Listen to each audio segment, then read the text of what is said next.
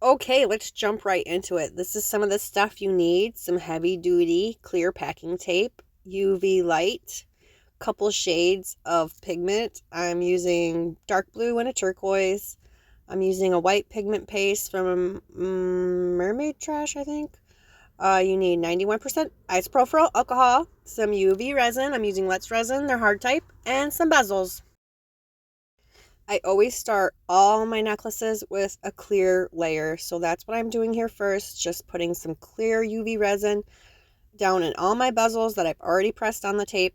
And this is real time, me using a flame and a torch to get those air bubbles out. So you want to do that very quickly, but I do use that flame.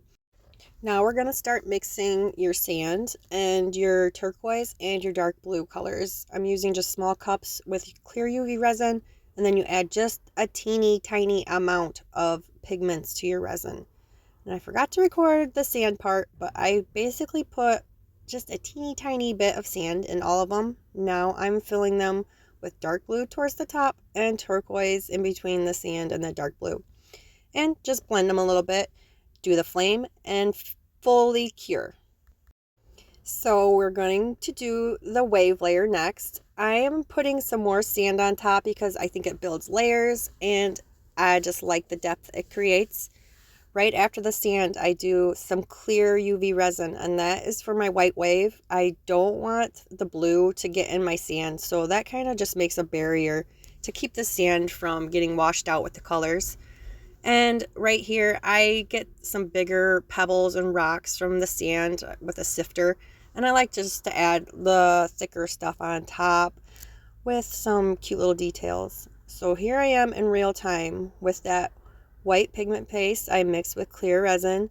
And I just make a little wave basically in all of them. And I'm dragging that white pigment paste all the way towards the back through all the other colors of resin.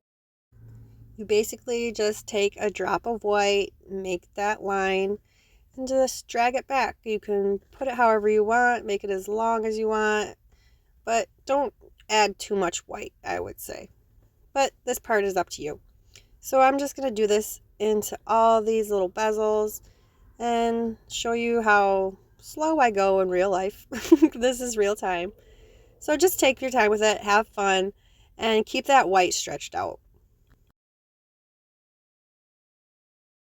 And before I cure each layer, I always use my flame really fast. And make sure you guys do that fast so you don't burn your resin. I'm just going to show you the rest all sped up. You can see the white kind of comes back towards the shore. But towards the end, I am going to spread that white back out again because we want that white spread out. So when we spray the 91% isopropyl alcohol, it will make the cells we're looking for. So here I am just spreading the white a little bit more. Now this is the fun part. This is in real time. I'm quickly going to take my little squirt bottle that's full of this 91% isopropyl alcohol. There it is. I'm just going to squirt it 1 or 2 times and then I'm going to cure very quickly. I have my light under the table cure on, and here I am. You squirt, put the light on top. Do it fast as you can. And then I let it fully cure, and this is what they end up looking like, and they look really awesome. They do cure a little bit uneven. They kind of have like that ripply, watery effect, and it looks kind of cool, but I am going to keep continuing with the layers. But look how pretty those are. They're all different, and they look really good, and I love the cells. So I have to make some more resin mixed up. And right here, I'm just adding all clear. And I am basically just doing my final top coat. So I filled them all with clear, and then I'm just adding a little bit of the turquoise and the dark blue in the areas that it belongs to just add a little bit more depth and sparkle because it looks really pretty with all the little sparkles in the mica powder and stuff. So now I am removing them from the tape, and I wanted to show you that the backs of these are still sticky. And I found the best way to kind of get that sticky residue off is to use my fingers or my thumbs and just kind of peel it away, kind of push it away. And that sticky residue does kind of peel off. So this is what they look like, and they're really, really pretty.